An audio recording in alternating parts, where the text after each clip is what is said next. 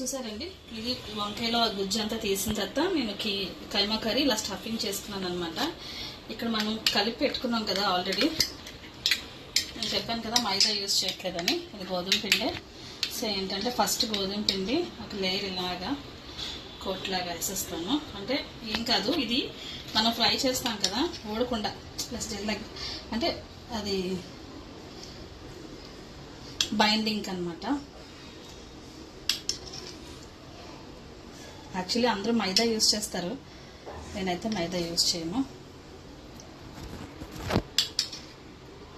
లేయర్లాగా ఇలా వేస్తాము. మరి ఎక్కువ వేసినా అది ఏంటంటే థిక్గా వచ్చేసి తిన్నప్పుడు బాగోదు.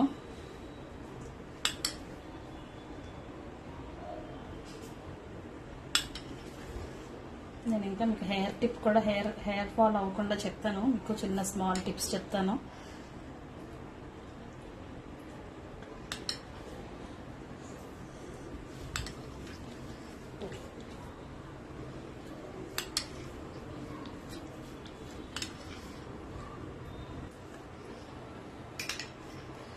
ఇలా అన్నిటి మీద ఒక కోట్ జస్ట్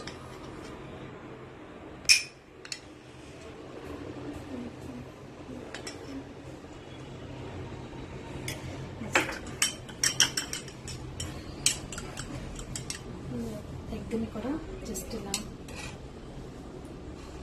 వేసి ఈ బ్రెడ్ క్రమ్ ఏదైతే ఉందో దాన్ని జస్ట్ ఇలా వేస్తాము. అయితే కూడా స్పూన్ ఉంటే బాగుంటుంది ఫోర్క్ కన్నా. సో నెక్స్ట్ కూడా చిన్నది ఇలాగా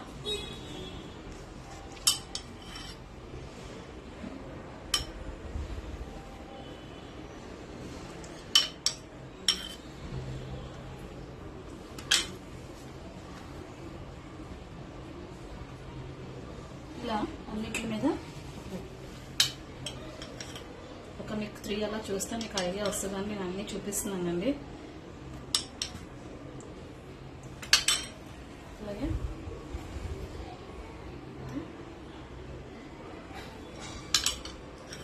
నెక్స్ట్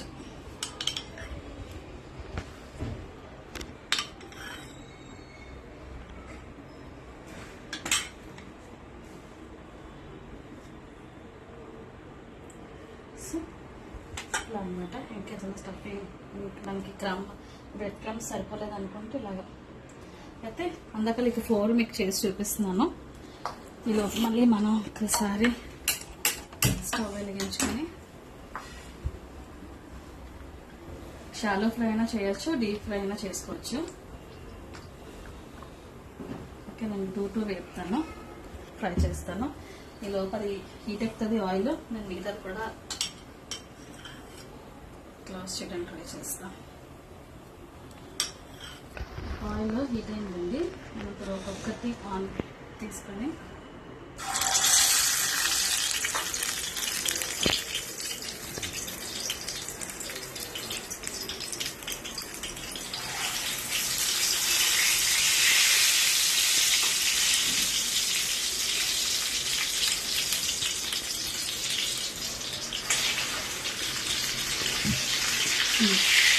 ఓకే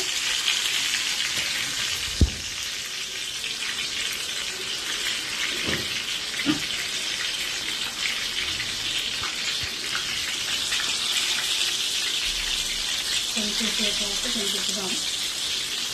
ఆల్రెడీ వంకాయ ఉడికిపోయింది కాబట్టి మనం వంకాయ ఉడకవసరం లేదు. ఓకే, కొంచెం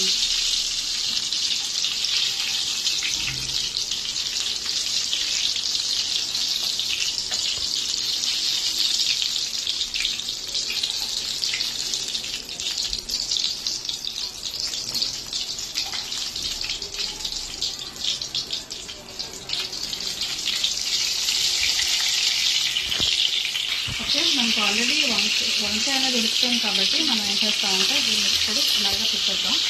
సో అట్లా కలపకండి, ఎందుకంటే ఇది ఇంకా బ్రెడ్ మనకి అది కుక్ అవుతుందో లేదో తెలియాలి కదా. సో ఇలా ఉంచేద్దాం.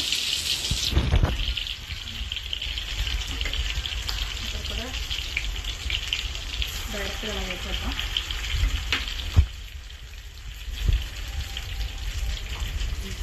ఇదండి ఇలా అయిపోద్ది అన్నమాట. దీన్ని ఇలా తీసుకొని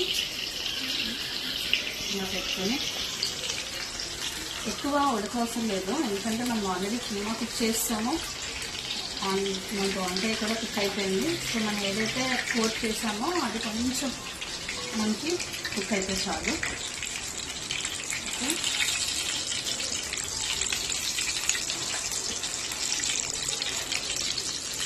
ఇప్పుడే వేసాం కాబట్టి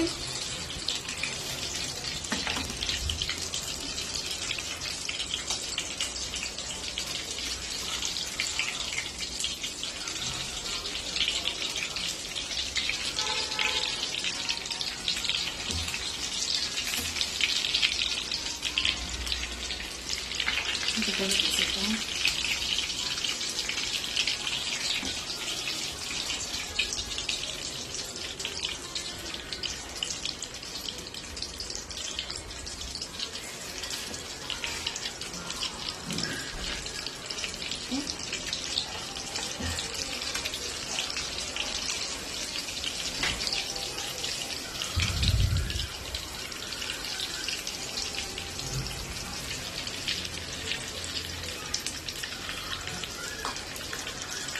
ఓకే, ఇదే అండి నేను చెప్పిన మీకు వంకాయ కీమా కర్రీ.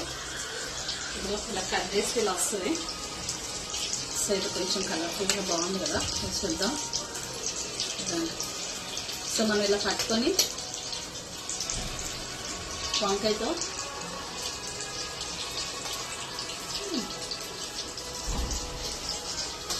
చాలా బాగుంది. మనం బయట వంకాయ బజ్జీ దొరుకుతాయి కదా, వంకాయ బజ్జీ స్టఫింగ్తో. సో ఇదేంటంటే కీమాతో కదా, ఎంబీ టేస్ట్ ఉంది. ఇది మనం సాంబార్ చేసుకొని సాంబార్తో నంచుకున్న సూపర్ ఉంటుందండి. సో ఇదే వంకాయ కీమా కర్రీ. సో నేను మళ్ళీ నెక్స్ట్ బ్లాగ్లో ఒక కొత్త రెసిపీతో కానీ కొత్త హెయిర్ టిప్తో కానీ వస్తాను. నా హెయిర్ చూసారా?